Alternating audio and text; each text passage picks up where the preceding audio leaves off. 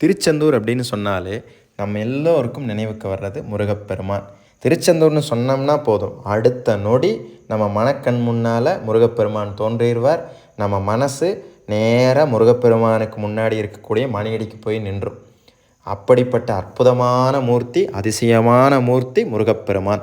அந்த முருகப்பெருமான் ஒவ்வொரு திருவிழாவின் போதும் எப்படி வர்றார்? வெள்ளை சாத்தி வர்றார் சுவாமி, பச்சை சாத்தி வர்றார், சிவப்பு சாத்தி வர்றார்.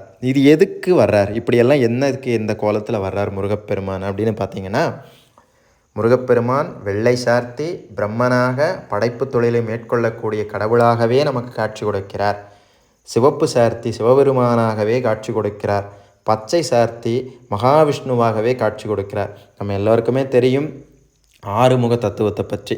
சத்யோஜாதம், வாமதேவம், ஈசானம், தத்புருஷம், அகோரம், அதோமுகம் அப்படிங்கிற 6 முகத்தை பற்றி, முகத்துடைய தத்துவங்களை பற்றி நமக்கு தெரியும். இதில் சத்யோஜாதம்ங்கிற பிரம்மதேவனாக, வாமதேவங்கிற விஷ்ணுவாக, ஈசானம்ங்கிற சிவபெருமானாக நமக்கு காட்சி கொடுக்கிறார். நமக்கு சொல்லவா வேணும்? அம்பிகையை போல, தாயை போல பிள்ளைங்கிற மாதிரி அம்பிகையை போன்றே அருள் தரக்கூடிய மூர்த்தியாக இருக்கக்கூடியவர் சுவாமி. அந்த சுவாமியுடைய தத்துவத்தை தெரியாமல் நம்ம தரிசனம் பண்ணி என்னங்க பண்ணுறது?